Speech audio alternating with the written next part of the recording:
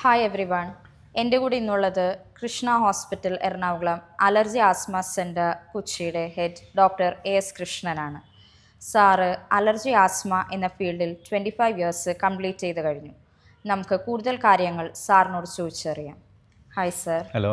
Congratulations. അതെ, thank you. Sir 25 years complete ചെയ്തല്ലോ allergy asthma സെൻറ്ററിൽ. അതെ. How do you feel and എന്തൊക്കെയായിരുന്നു ആദ്യത്തെ തുടങ്ങിയപ്പോഴുള്ള കാര്യങ്ങളും ഇപ്പോൾ 25 ഇയേഴ്സ് കംപ്ലീറ്റ് ചെയ്യുമ്പോഴുള്ള വ്യത്യാസങ്ങളും പ്രോഗ്രസ്സും എങ്ങനെയാണ് സാർ കാണുന്നത്? അതെ, അപ്പോൾ അതിൽ നോക്കുമ്പോൾ ആദ്യം അലർജി ആ സമയത്ത് 25 ഇയേഴ്സ് സമയത്ത് നോക്കുമ്പോൾ അലർജിയുടെ അവയർനെസ്സും അലർജിയുടെ ഡയഗ്നോസിസ് ട്രീറ്റ്മെൻറ്റും അത്ര പ്രോമിനൻ്റ് ആയിരുന്നില്ല. പലർക്കും ഞാൻ നോക്കുമ്പോൾ പലർക്കും അലർജിയുടെ ബുദ്ധിമുട്ടുകളുണ്ട്. അവർക്ക് എന്താ അലർജി അറിയാൻ പറ്റുന്നില്ല. അവർക്ക് കണ്ടുപിടിക്കാനുള്ള ഒരു പ്രോപ്പർ ഒരു ഡയഗ്നോസിസ് ഇല്ലാത്ത ഫീലിംഗ് ആയിരുന്നു. അതുകൊണ്ട് ഞാൻ പിന്നെ ഈ അലർജി ആസ്മയിലേക്ക് കുറച്ചുകൂടെ സ്പെഷ്യൽ ഇൻട്രസ്റ്റ് എടുത്തിട്ട് ഈ ഫീൽഡിലേക്ക് നോക്കുന്നത്. അപ്പോൾ അലർജി ടെസ്റ്റ് എന്ന് നോക്കുമ്പോൾ നേരത്തെ ആദ്യം തുടങ്ങുമ്പോൾ അലർജി നമ്മൾ സ്കിന്നിൽ ചെയ്യുന്ന ടെസ്റ്റാണ്. അപ്പോൾ സ്കിന്നിൽ ഈ അലർജിയുടെ ആൻറ്റിജൻസ് സ്കിന്നിൻ്റെ പല സ്ഥലത്ത് വെച്ചിട്ട് ഒരു നീഡിലുകൊണ്ട് സ്കിന്നിൽ ചെറുതായിട്ട് ഇങ്ങനെ പ്രിക്ക് ചെയ്ത് സോ ദാറ്റ് ആ മെഡിസിൻ സ്കിൻ്റെ ഉള്ളിലോട്ട് പോയിട്ട് ട്രിഗർ ചെയ്യുന്നതാണ്. അപ്പോൾ ഇൻട്രാഡെർമൽ ടെസ്റ്റ് എന്നാണ് അതിന് പറയുന്നത്. അതായിരുന്നു തുടക്കം. അപ്പോൾ തുടങ്ങുമ്പോൾ അങ്ങനെയായിരുന്നു. ആ സമയത്ത് അതായിരുന്നു അലർജി ആസ്മ, അതായിരുന്നു ഉള്ള സ്കിൻ പ്രിക്ക് ടെസ്റ്റ്. നല്ല ടെസ്റ്റായിരുന്നു, ഇപ്പോഴും ചെയ്യുന്നുണ്ട്. ബട്ട് ഇപ്പോൾ അതിനെ കുറച്ചുകൂടി മച്ച് മോർ ഈസിയർ സിംപ്ലർ ഫോമാണ് വരുന്നത്. അപ്പോൾ റീസെൻ്റായിട്ട് നോക്കുമ്പോൾ കുറേ, അതായത് ലാസ്റ്റ് 10 ഇയേഴ്സ് നോക്കുമ്പോൾ സ്കിൻ പ്രിക്ക് ടെസ്റ്റാണ്. ഓക്കെ. പ്രിക്ക് ടെസ്റ്റ് പറയുമ്പോൾ ആദ്യ ടെസ്റ്റ് പോലെ അത്ര പെയിൻഫുൾ അല്ല, അത്ര സമയം എടുക്കില്ല. അപ്പോൾ നമുക്ക് ഈസിയായിട്ട് ചെറിയ കുട്ടികളിൽ ചെയ്യാം. 4 വയസ്സ് കുട്ടികൾ മുതൽ നമുക്ക് ചെയ്ത് തുടങ്ങാം. സ്കിന്നിലിങ്ങനെ പ്രിക്ക് ചെയ്ത് നമ്മൾ എന്താ ആൻറ്റിജൻസ് വെച്ചിട്ട് പ്രിക്ക് ചെയ്ത് നോക്കുമ്പോൾ എന്തെൻ്റെ അലർജിയാണെന്ന് കണ്ടുപിടിക്കാൻ എളുപ്പം. അപ്പോൾ കുറച്ചുകൂടി ഈസിയറാണ്, ഫാസ്റ്ററാണ്. പിന്നെ മാത്രമല്ല ഈ ടെസ്റ്റ് ചെയ്യാനുള്ള ഡയഗ്നോസ്റ്റിക് മെറ്റീരിയലും ഇപ്പോൾ കുറച്ച് നല്ല ക്വാളിറ്റി ആയിട്ട് നമുക്ക് കുറേ കിട്ടുന്നുണ്ട്. പല കമ്പനീസും കിട്ടുന്നുണ്ട്. അതാണ് അലർജി ടെസ്റ്റിങ്ങിലെ ഒരു വ്യത്യാസങ്ങൾ. എന്തൊക്കെ പുതിയ ടെസ്റ്റുകളും മെത്തേഡ്സും നമുക്ക് ഈ ഫീൽഡിൽ ഇപ്പോൾ കാണുന്നുണ്ട്? 25 ഇയേഴ്സിന് മുന്നേ ഉള്ള ഡെവലപ്മെൻറ്റ്സ് എങ്ങനെയാണ് സാർ കാണുന്നത്? അതെ, അപ്പോൾ ഇനീഷ്യലി നോക്കുന്നത് ഓഫ്കോഴ്സ് ഈ അലർജി ടെസ്റ്റ് ചെയ്തിട്ട് അതിൻ്റെ ട്രീറ്റ്മെൻറ്റ് പ്ലാനാണ്.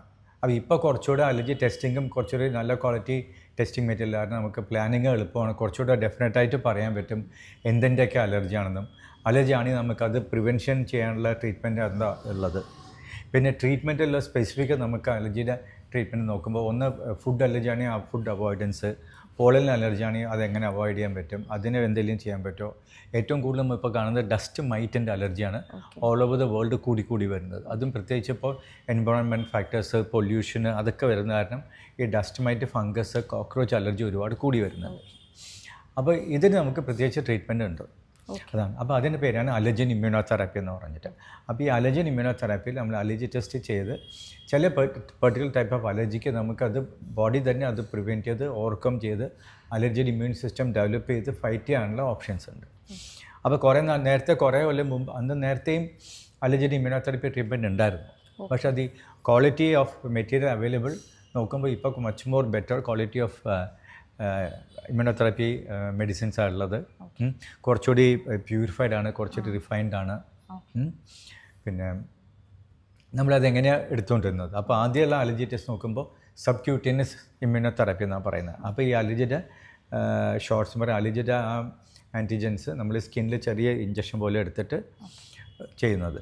അപ്പോൾ ആദ്യം അത് ആഴ്ചയിൽ ഒരെണ്ണം വെച്ച് എടുക്കും, പിന്നെ മാസത്തിൽ ഒരെണ്ണം വെച്ച്. അപ്പോൾ ഇഞ്ചക്ഷൻ ആയിരുന്നു. അപ്പോൾ അതിൽ നിന്ന് മാറി ഇപ്പോൾ നോക്കുമ്പോൾ അതിൻ്റെ ഇഞ്ചക്ഷനെക്കാട്ടിലും കുറച്ചുകൂടി സബ് ലിംഗ്വൽ ഇമ്മ്യൂണോതെറാപ്പി എന്നാണ് ഇപ്പോൾ റീസെൻ്റ് ആയിട്ട് ചെയ്ത് തുടങ്ങിയത്.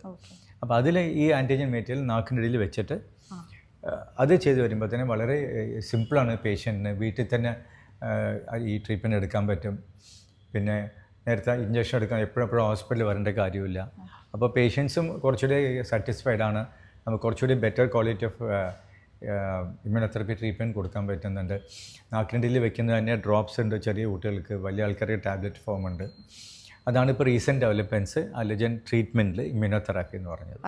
സാറിൻ്റെ ഒരുപാട് പേഷ്യൻസിന് സാർ ട്രീറ്റ് ചെയ്യുന്നുണ്ടല്ലോ, അവരിൽ നിന്നും ലഭിക്കുന്ന ഫീഡ്ബാക്ക് എന്തൊക്കെയാണ്? അതെ, പലവർക്കും ഈ അലർജനും ഇമ്മ്യൂണോതെറാപ്പി വെച്ചാൽ പല പേഷ്യൻസിനും വളരെ സാറ്റിസ്ഫൈഡ് ആണ്. കാരണം അവർക്ക് അവരുടെ ക്വാളിറ്റി ഓഫ് ലൈഫ് ബെറ്റർ ആവുന്നുണ്ട്, വർക്ക് പോകാൻ പറ്റുന്നുണ്ട്, സ്കൂളിൽ പോകുന്ന ആബ്സെൻറ്റിസം കുറയുന്നുണ്ട്, വർക്ക് എഫക്റ്റ് ലീവ് എടുക്കേണ്ട ആവശ്യം വരുന്നില്ല.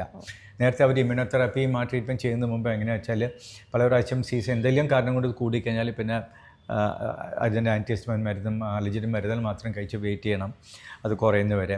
അപ്പോൾ ഈ ട്രീറ്റ്മെൻറ്റ് എടുത്ത് പലവർക്കും ഒരു 3-4 കൊല്ലം എടുത്തു കഴിഞ്ഞ ട്രീറ്റ്മെൻറ്റ് ആൾക്കാർക്ക് വളരെ സാറ്റിസ്ഫൈഡ് ആണ്. അവരുടെ ക്വാളിറ്റി ഓഫ് ലൈഫ് ബെറ്റർ ആണ്. അപ്പോൾ നേരത്തെ എടുക്കുന്ന അലർജി ഇഞ്ചക്ഷൻസ് ട്രീറ്റ്മെൻറ്റ് ചെയ്ത പേഷ്യൻസ് ഇപ്പോഴും വരുന്നുണ്ട്. അവരുടെ കുട്ടികൾ ഗ്രാൻഡ് ചിൽഡ്രനും വരുന്നുണ്ട് ഇപ്പോൾ അലർജിയുടെ ട്രീറ്റ്മെൻറ്റ് ചോദിച്ചിട്ട്. മിക്കവാറും ഇപ്പോൾ now they want to know എന്താ അലർജി ആണോ, എന്താ അലർജി, അത് എന്താ ട്രീറ്റ്മെൻറ്റ് ഉള്ളത് ആണ് അവർക്ക് ഇപ്പോൾ അറിയേണ്ടത്. ഓക്കെ സർ, കോവിഡിന് ശേഷം അലർജി കൂടിയതായിട്ട് നമ്മൾ വായിക്കുന്നുണ്ട്. ഈ ന്യൂസിനോട് സാർ എങ്ങനെയാണ് കാണുന്നത്? അതെ, കോവിഡ് വന്നിട്ട് പലവർക്കും അവരുടെ ബോഡിയുടെ ഇമ്മ്യൂൺ സിസ്റ്റം ഡൗൺ ആവുന്നുണ്ട്. ഓക്കെ. അപ്പോൾ അതുകൊണ്ട് പൊതുവേ നേരത്തെ ചെറുപ്പത്തിൽ കുട്ടികൾക്ക് അലർജിയുടെ ഒരു ടെൻഡൻസിയിൽ ആൾക്കാർ അല്ലെങ്കിൽ അലർജി പ്രോൺ ആൾക്കാർ അവർക്ക് ഈ കോവിഡ് വന്നതിന് ശേഷം എന്തെങ്കിലും അലർജി ഫാക്ടേഴ്സ് എന്തെങ്കിലും കൂടുമ്പോൾ അലർജിയുടെ ഇത് പ്രോബ്ലംസ് കൂടി വരുന്നുണ്ട്. ഓക്കെ സാർ, ഇപ്പോൾ 25 ഇയേഴ്സ് കംപ്ലീറ്റ് ചെയ്തല്ലോ. ഇനി ഭാവിയിലുള്ള സാറിൻ്റെ പ്ലാൻസും എങ്ങനെയാണ് സാറ് അതിനെ കാണുന്നത്? അതെ, അപ്പോൾ ഞാനിപ്പോൾ ഉദ്ദേശിക്കുന്നത് പേഷ്യൻസിൻ്റെ എഡ്യൂക്കേഷനും പേഷ്യൻ്റ് അവയർനെസ്സാണ് നമുക്ക് കൂടുതൽ ഇമ്പോർട്ടൻസ് കൊടുക്കുന്നത്. കാരണം ടെസ്റ്റിംഗ് ഡയഗ്നോസ്റ്റിക് മൊഡാലിറ്റീസും പറഞ്ഞു. ഇപ്പോൾ സ്കിൻ പ്രിക്ക് ടെസ്റ്റ് ഉണ്ട്, പിന്നെ ബ്ലഡിൽ നോക്കും ചില അലർജി ടെസ്റ്റ് ഉണ്ട്. ഇവൻ ദോ അത് അത്ര പെർഫെക്റ്റ് അല്ല, എന്നാലും ചില സിറ്റുവേഷൻ നമുക്ക് ഉപയോഗിക്കാൻ പറ്റും.